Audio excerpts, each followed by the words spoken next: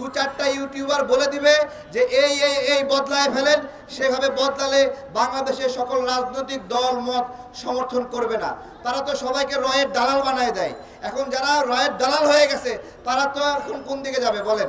Doctor Yunus sir ভেবেছে হাসনাত আর সার্জিস এনসিপির মতামত নিয়ে নিজেদের মতো করে আইন বানাবে আর সেটা সবাই গ্রহণ করে নেবে, এটা ভেবেছে।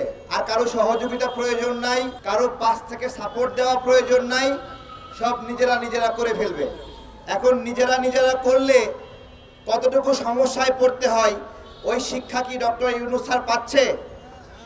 বলেন তো, যেই সচিবালয়ের যে আইনটা করতে যাচ্ছে, এই আইনটা করতে সর্বদলীয় সহযোগিতা প্রয়োজন কিনা, সর্বদলীয় শক্তি প্রয়োজন আছে কিনা, সেই সর্বদলীয় সাপোর্ট এবং শক্তি চাওয়া হয়েছে কিনা? হাসনাত বলবে সবাই দৌড়ে রাজুতে আয়, সার্জিস বলবে রাজুতে আয়, আর সবাই পাগল হয়ে রাজুতে দৌড় দিবে, সেই সংস্কার কি বাস্তবায়ন হবে?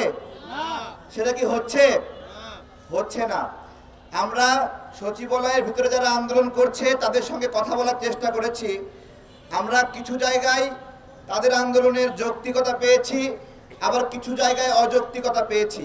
যেমন যে আইনটা তারা পাশ করতে চাচ্ছে, সেই আইনে নিম্ন শ্রেণীর কর্মচারীদেরকে শাস্তি দেওয়ার একটা ব্যবস্থাপনা আছে, কিন্তু উপরের স্তরের কর্মকর্তা যারা, তাদের শাস্তি দেওয়ার ব্যবস্থাপনা সুযোগ খুবই কম।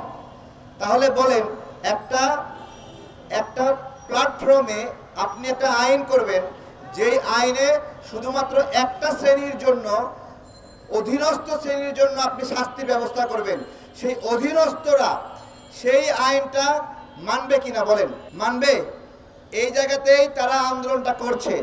তো এই কথাটা বাহিরে তারা বলতে পারছে না, কারণ তাদের সাথে সাংবাদিকদের সংযোগ নাই, আবার তারাও নিজেরা ফেস করছে না, বোল্ডলি বলছে না এটা, কারণ তাদের চাকরি চলে যাবে, কেউ ভোকাল হচ্ছে না।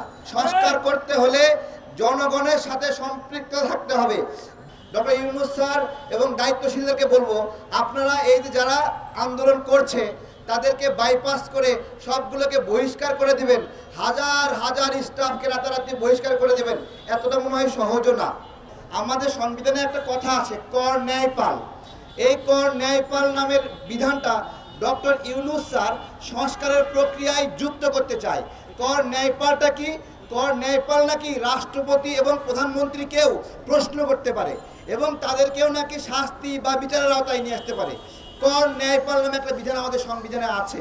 আমার কথা, সামনে তারেক রহমান প্রধানমন্ত্রী হবে, বেগম জিয়া প্রধানমন্ত্রী হবে, তার জন্য ডক্টর ইউনূস স্যার আইন করতেছে কর ন্যায়পাল সংবিধানে যেটা আছে ওইটা শক্তিশালী করতে হবে। এই তো আমার কথা, যে বেগম জিয়া অথবা শেখ হাসিনাকে যেই কর ন্যায়পাল দিয়ে আপনি শাস্তি দিবেন, ওই কর ন্যায়পাল আইনটা ডক্টর ইউনূসের উপরে আজকে থেকে প্রয়োগ হবে না কেন?